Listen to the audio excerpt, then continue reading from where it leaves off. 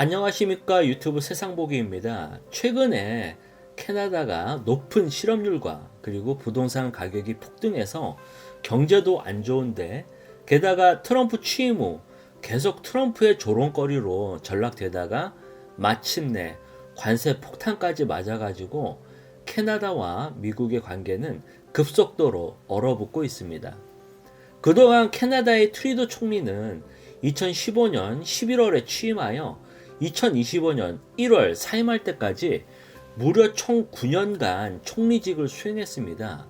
이렇게 장기 집권하는 동안 초기에는 진보적 성향으로 성평등 정책이라든지 대마초 합법화, 탄소세 도입 등 젊고 개혁적인 이미지로 많은 지지를 받았으나 무차별적인 이민 정책 때문에 결국 부동산은 폭등하고, 더구나 중국이나 인도 이민자들의 폭증으로 그동안 캐나다만이 가지고 있었던 영어와 프랑스어가 공존하는 유럽의 분위기가 많이 어지럽혀졌고, 사회도 불안정해졌으며, 그리고 무엇보다도 세계 10위의 경제 대국이 점점 나락으로 떨어진다는데 문제가 있습니다. 근데 캐나다 하면 딱히 어떤 수출품이나 세계적으로 유명한 상품 같은 거 뭐 알고 계시는 거 있나요? 대한민국 사람 입장에서는 메이플 시럽 말고는 뭐 딱히 캐나다산 상품에 대해서 접할 일이 없을 겁니다. 그리고 캐나다의 주요 수출품이 원유나 원자재 같은 자원인데, 그것도 전 세계적으로 유통되는 게 아니라 거의 미국으로만 수출하는 거라서 우리나라한테는 크게 영향이 없는 국가이기도 합니다. 사실 캐나다 자체가 이렇게 전 세계적으로 문화나 경제를 주도할 만한 국가는 아닌데 어쩌다 G7에 참여하게 된 걸까요?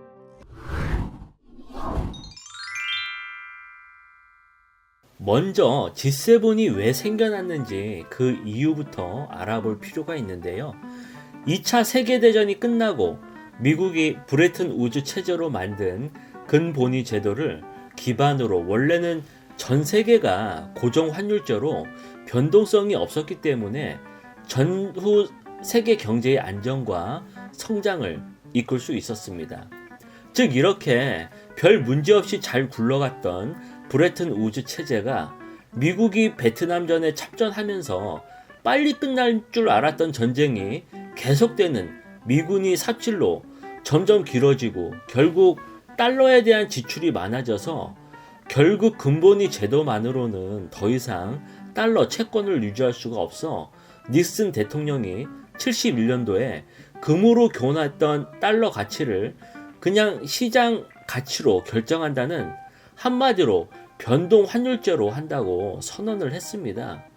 이때부터 세계 각국은 환율 각자 도상의 길로 대혼란을 겪었었는데요.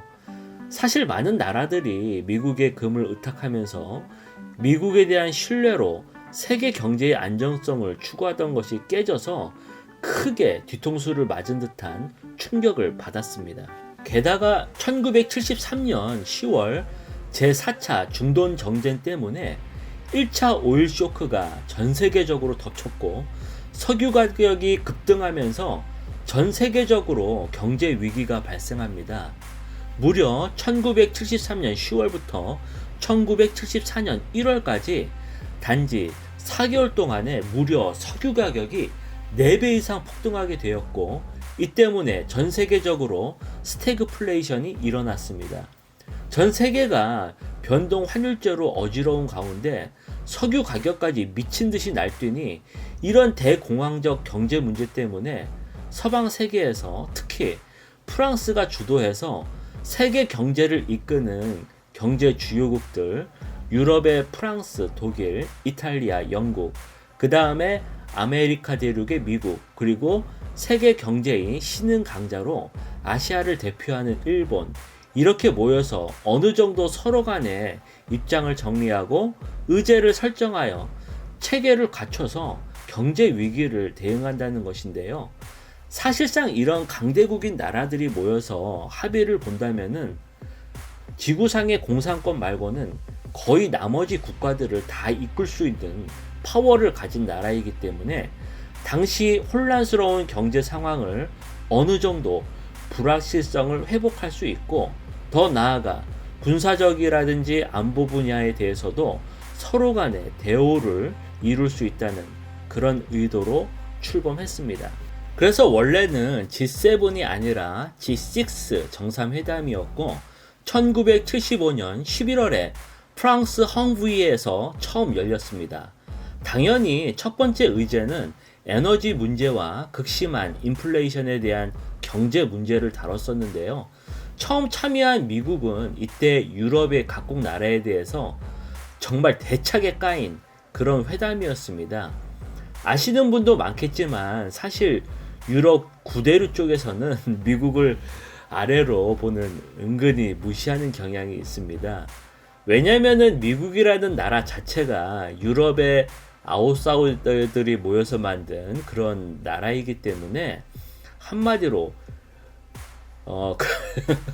근본 없는 놈이 마치 어쩌다가 벼락부자 된 졸부 취급하는 느낌입니다.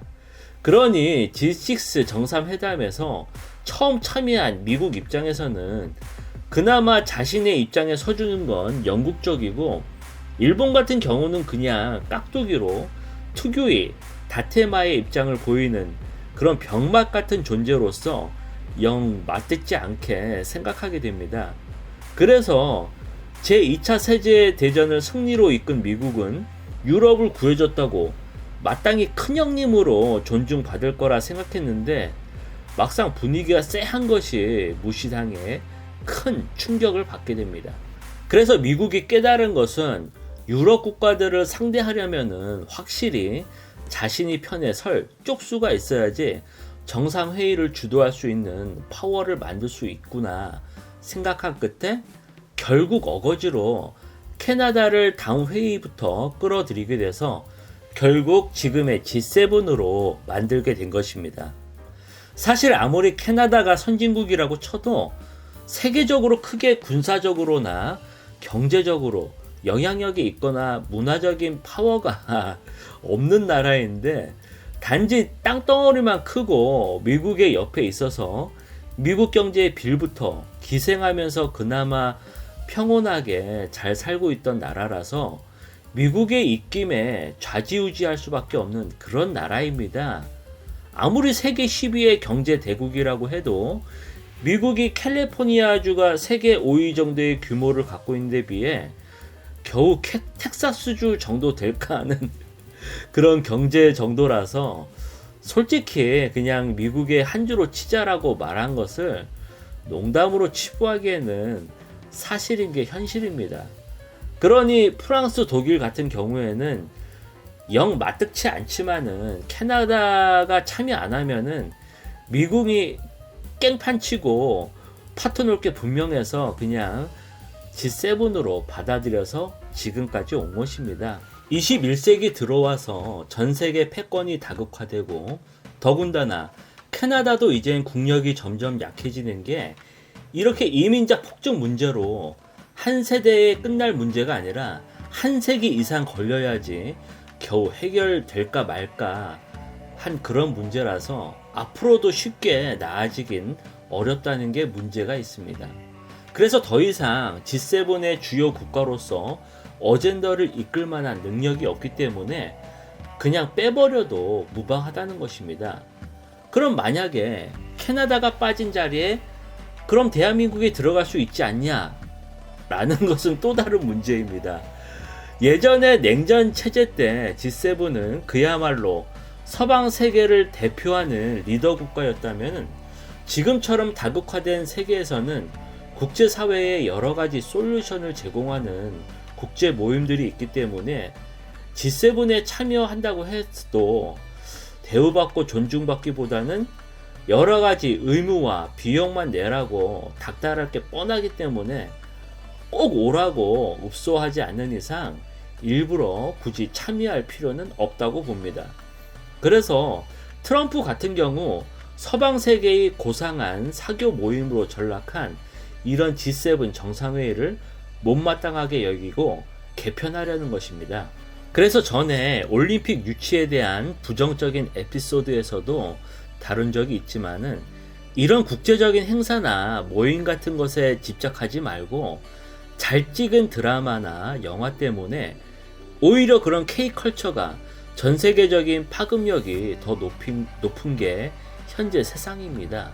오징어 게임 드라마 하나 때문에 전 세계에서도 무궁화 꽃이 피었습니다 챌린저가 일어났고, 더군다나 프랑스 샹젤리제 거리에서도 그렇게 대규모로 놀이를 하는 걸 보면은 정말 문화의 파워가 대단하다고 생각이 듭니다.